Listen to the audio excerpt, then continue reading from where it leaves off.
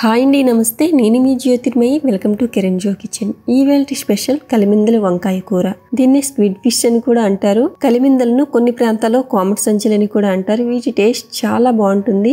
వీటిని సింపుల్ గా రుచిగా ఎలా చేయాలో చూసేద్దాం. ముందుగా ఒక బౌల్లో శుభ్రపరిచిన 1/2 కేజీ కలిమిందలు తీసుకోవాలి. ఇందులో రుచికి సరిపడా ఉప్పు, 2 స్పూన్ల కారం, పసుపు, 1 స్పూన్ ధనియాల పొడి, 1 స్పూన్ గరం మసాలా, 1.5 టేబుల్ స్పూన్ల అల్లం వెల్లుల్లి పేస్ట్, 1.5 టేబుల్ స్పూన్ల పెరుగు వేసి బాగా కలుపుకోవాలి.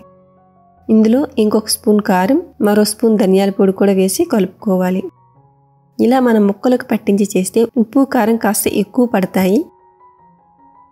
ఇప్పుడు స్టవ్ పై కడాయి పెట్టి 2 టేబుల్ స్పూన్ల నూనె వేసుకోవాలి. ఈ నూనె వేడయ్యాక ముందుగా కలిపి పెట్టిన కలిమిందలు వేసుకోవాలి. కలిమిందలు గరిటెతో కలపకుండా ఇలా స్ప్రెడ్ చేసి మూత పెట్టుకోవాలి. ఫ్లేమ్ని మీడియంలో ఉంచి కుక్ చేసుకోవాలి. మూత పెట్టిన కొద్ది నిమిషాలకే ఇలా నీరు అనేది బయటకు వస్తుంది. మూత తీసి ఒకసారి ఈ విధంగా కలుపుకోవాలి. మళ్ళీ మూత పెట్టి కుక్ చేసుకోవాలి. ఇది పూర్తిగా డ్రై అయ్యేలా ఫ్రై చేయకూడదు. కొద్దిగా నీరు ఇలా ఉంటుండగానే స్టవ్ ఆఫ్ చేసుకోవాలి.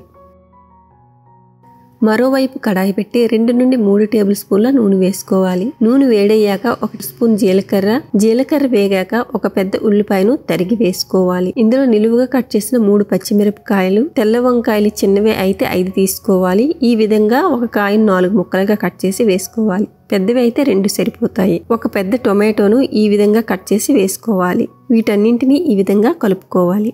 మనం ఆల్రెడీ కలిమిందలకు సరిపడా ఉప్పు కారం వేసుకున్నాం కనుక ఇందులో వీటికి సరిపడా ఉప్పు వేసుకుని కలుపుకోవాలి.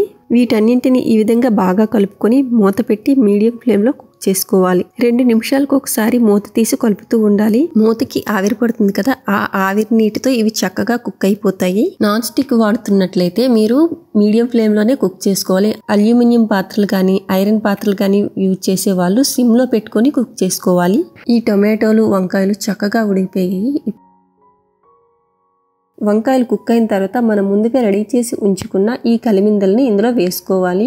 వీటిని ఈ విధంగా బాగా కలుపుకుంటూ ఈ 2 కలిసేలా బాగా కలుపుకోవాలి. ఈ కలిమిందలు వంకాయలు బాగా కలిసేలా అంతా కలుపుకోవాలి. ఇలా కలుపుకున్న తర్వాత మూత పెట్టి మరో 2-3 నిమిషాలు సిమ్ లో కుక్ చేసుకోవాలి. ఇప్పుడు స్టవ్ ఆఫ్ చేసి మరోసారి కలుపుకొని కరివేపాకు, కొత్తిమీర వేసుకోవాలి. ఇప్పుడు వేడివేడిగా సర్వ్ చేసుకుంటే చాలా అంటే చాలా బాగుంటుందండి. ఈ కర్రీ మీకు తప్పకుండా నచ్చుతుంది. వంకాయ కాంబినేషన్తో అయితే ఈ కలిమిందల కూర చాలా రుచిగా ఉంటుంది.